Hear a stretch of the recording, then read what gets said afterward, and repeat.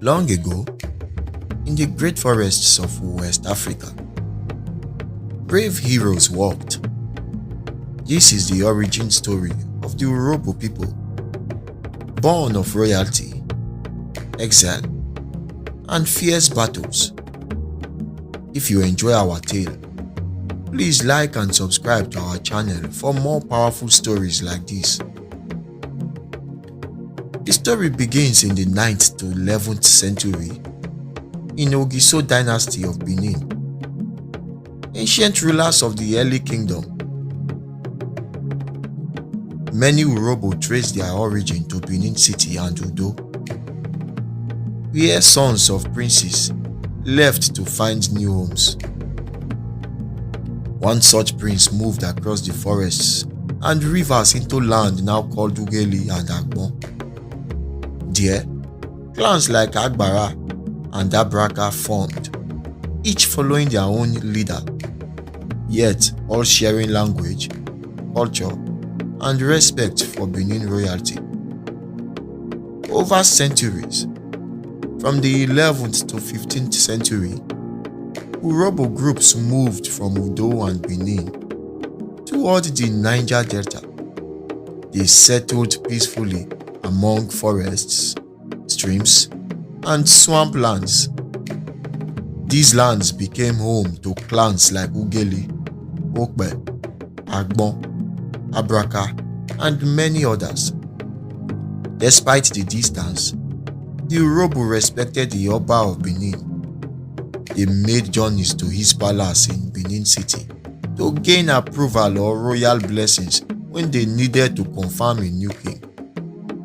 In the 14th century, a major conflict erupted. The cause, rivalry over power and succession.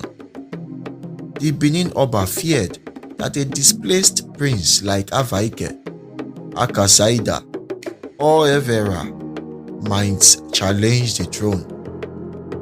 Stories tell how one Abraka ancestor was nearly killed by Oba's order, then fled across the Ethiop River to form a new clan.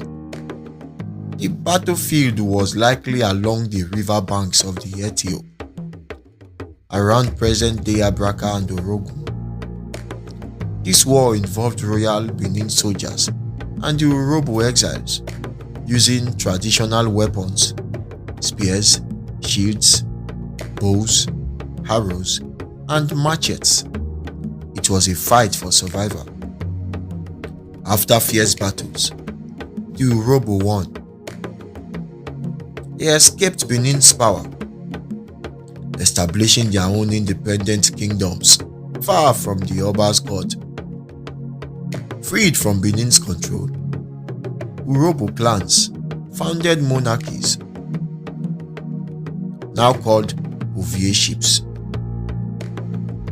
but on their own terms.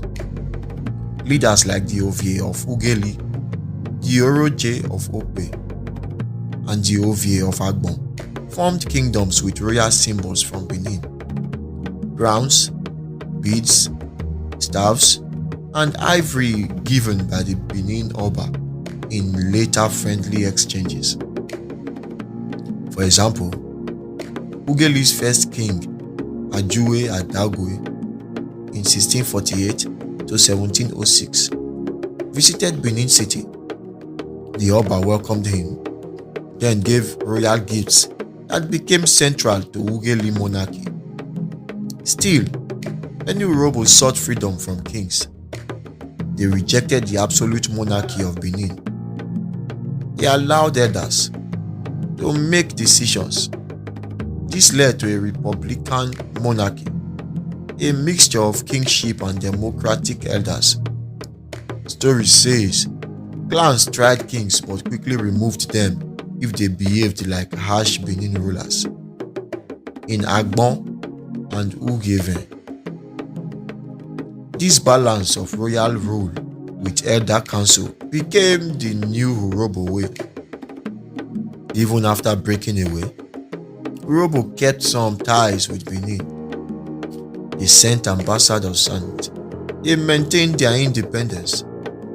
Some clans like Ugeli and Agbara continued diplomatic relationships, trading gifts and culture with the Oba of Benin.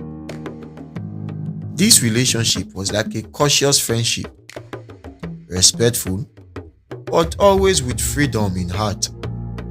Today, Urhobo people live in Delta State and parts of Bayelsa. Their traditional leaders carry royal titles like Ovie, but rule within councils of elders. They still share history, language, and heart with Edo peoples and the Benin legacy. So, my friends, the Urhobo story begins in Benin, moves through wars to survival, and blossoms into many clans in the Niger Delta. They fought with ancient weapons to defend freedom, became kings and republics, and maintained ties with their origin. This story shows the power of courage, negotiation, and lasting heritage. If you enjoy this village-style tale of Urhobo, origin and history, please like this video, subscribe to our channel, and share with others. More stories of Africa's rich past are coming next. Thank you.